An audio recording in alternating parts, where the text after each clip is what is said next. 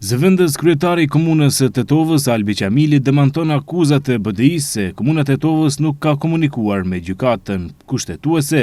çka sipas integristëve ka sjellë deri te anulimi i vendimit të Këshillit Komunal të Tetovës të vitit 2007 për ndryshimin e emrave të rrugëve dhe sheshit të qytetit. Qamili me dokumentacion i shpjegon të gjithë komunikimin mes komunës së Tetovës dhe gjykatës kushtetuese. Në çdo kërkesë të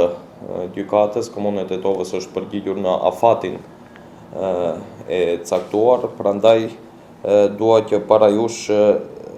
të publikoj apo të paraqes gjithë korrespondencën hyrëse dhe dalëse të gjykatës kushtetuese dhe komunës Tetovës, respektivisht në këtë rast komuna e Tetovës ka qenë vetëm një lloj ure, sepse po e përsëris edhe një herë se gjithë dokumentacionin ne e kemi kërkuar nga arkivi shtetëror, pasi çështja është e vjetër. Qamili thotë se Këshilli Komunal Atbot gjatë miratimit të këtij vendimi nuk e ka dërguar vendimin për miratim në qeveri. Sikur të mos mjaftonte kjo, ai thotë se janë thirrur në nenin e gabuar të ligjit, pasi që sipas tij, nëse do të ishin thirrur në nenin 73 të ligjit për ndryshimin e emrave, vendimi tani më do të ishte i plotfuqishëm. Problemi ekziston se në vitin 2007, në vendimin e vitit 2007, Këshilli Komunal i atëhershëm, kur ka marrë vendim pas dërgimit të listës në qeveri, ashtu si thojnë ato se kemi dërguar në qeveri, pasi që ne nuk kemi asnjë lloj fakti se është dërguar në qeveri ajo listë, ajo kërkesë, po sido që qetë edhe në qoftë se kanë dërguar,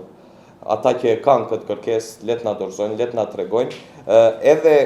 pasi e kanë dorëzuar dhe nuk kanë patë përgjigje kur e kanë miratuar vendimin Këshillin Komunal, ata nuk janë thirrur në nenin 73, po atë vendime kanë marrë në bazë të nenit 4 të ligjit për përcaktimin e emrave të rrugëve, që aty me do e mos parashihet pëlqim